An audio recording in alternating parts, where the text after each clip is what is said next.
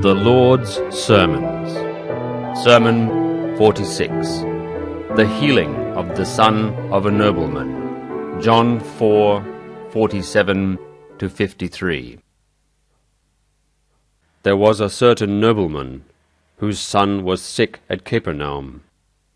When he heard that Jesus was come out of Judea into Galilee, he went unto him, and besought him that he would come down and heal his son, for he was at the point of death.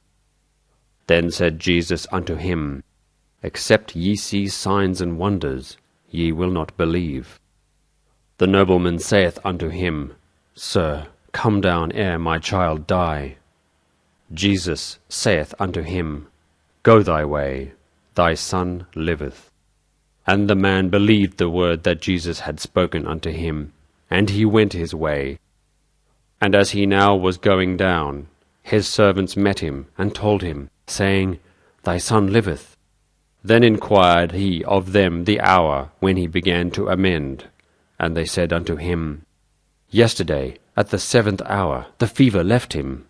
So the father knew that it was at the same hour in which Jesus said unto him, Thy son liveth. And himself believed, and his whole house. April 27, 1872. This chapter tells how I restored a dying child to health through the Word alone. It proves to you the power of the Word, and how, accompanied by a firm will, it can accomplish things that would seem impossible to the average person. This nobleman also experienced this when, on returning home, he was told by his servants, who hurried to meet him, that his child had been restored to life at the moment when I had spoken the significant word. With this act, I intended 3 different things. First, I wanted to show my disciples and followers that here was a man of a higher rank, that he was also a heathen, and, finally, that his test as a firm believer was to open the eyes of all present to that which they still lacked above all else. On another occasion, I had already told the Jews that everything would be taken away from them and given to the Gentiles, because they, the first chosen, were stubborn enough not to accept me and my mission. Therefore, this grace would be taken from them and given to the Gentiles, with whom my teaching would find a better soil. I wanted to demonstrate that not only simple people of the lowest class would come to me, but that also people of a higher rank, with an education in the sciences, were not ashamed of hurrying to me, and entreating me for help by word and deed. In this case, it was not just the belief in my power, but rather the love for his child that brought this Roman to me, because for him conviction followed only after the healing. That is why I said to him, Except ye see signs and wonders, ye will not believe.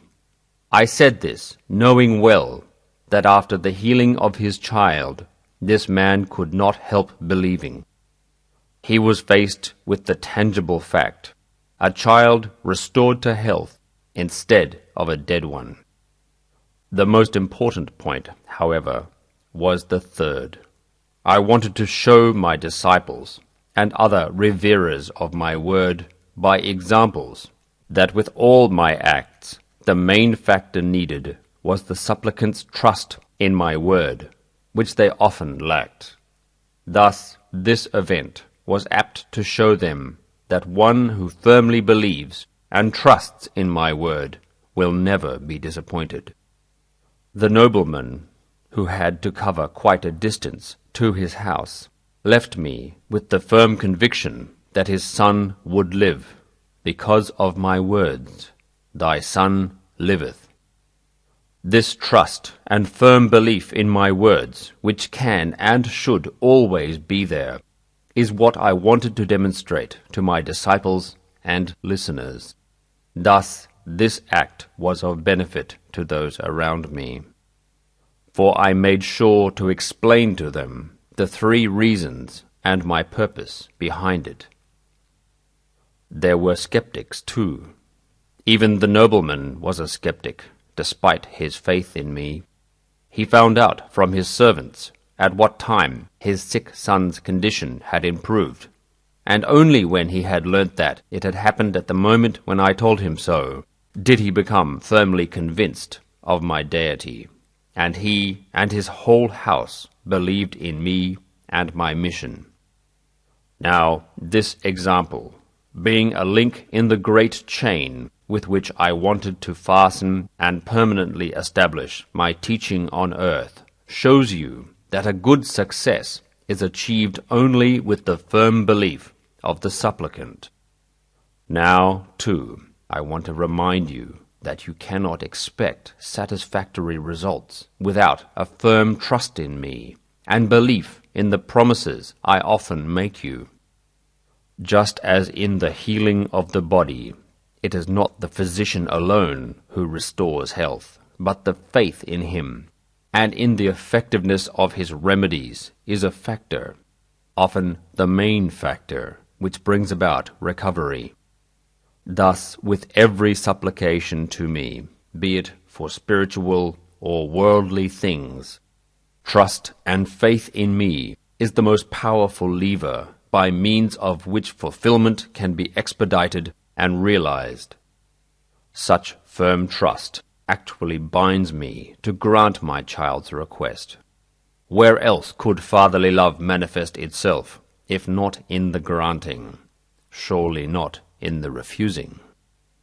I have already talked to you earlier about trust, and recently also about belief, and now I shall talk about both of them, but in a different sense.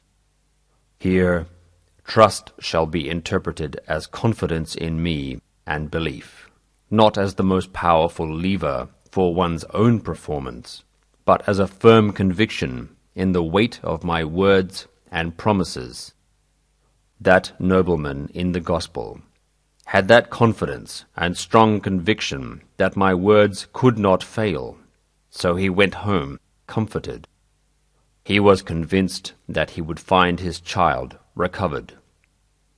Can you conceive this faith so powerful in the heart of a father that he did not insist on my coming to his house, but believed my words and assurance, although the life of his only child was at stake? Where have you shown a trust like that, you whom I have showered with so many words of grace, often actually proving how I am always with you? Admit honestly and freely that you are still far behind this man in the gospel where faith and confidence are concerned. You lose heart at the slightest misfortune. You rush to my scribe and ask for direct messages from me, since you are still deaf to my voice, that so often would like to comfort you in your heart. This is how you are, who would like to belong to the chosen. Through this example, I want to return you to the right measure of self-esteem, so that you may recognize what is still lacking in you and how remote you still are from the actual attainment of rebirth.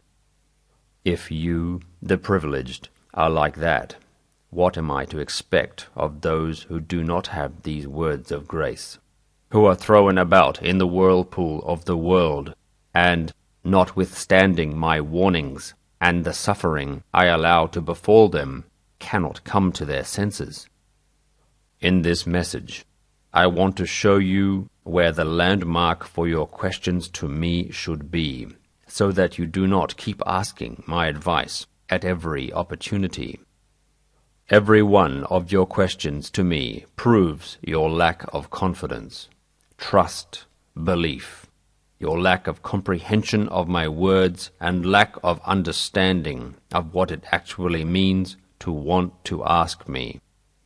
If you had the right conception of my greatness and my holiness, then you would find the truth of my words in the Gospels established with which I have answered your often foolish questions.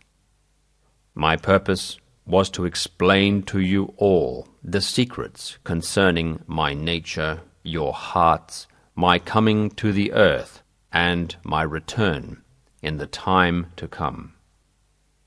However, since you are still far from comprehending what a Creator and Lord of the universe actually is, you often put silly questions to me, which I, of course, do not answer as the Lord, but as a patient and loving Father.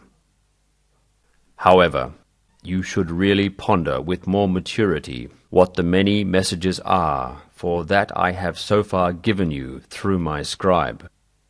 You shall not only read them, copy and bind them, no, you shall strive to make them part of your own self. Through them you shall learn more and more to understand my entire material creation, the true value of worldly things, and your mission and position in the universe, in the tiniest atom and mote floating in the air, and up to the greatest, most distant star, which as a central sun sends you its light across millions and millions of miles. Everywhere you shall recognize your Father, who, notwithstanding his greatness, appears mightiest in the minutest and humblest things. Such contemplation should prove to you that his words are as true and effective as the language of his creation, and how great, boundless, kind, and loving he is. His promises must be believed implicitly, for they are not the words of a finite, but of an infinite, supreme being, who, within a humble human form, condescended to give you proof of the greatest humility and self-abnegation.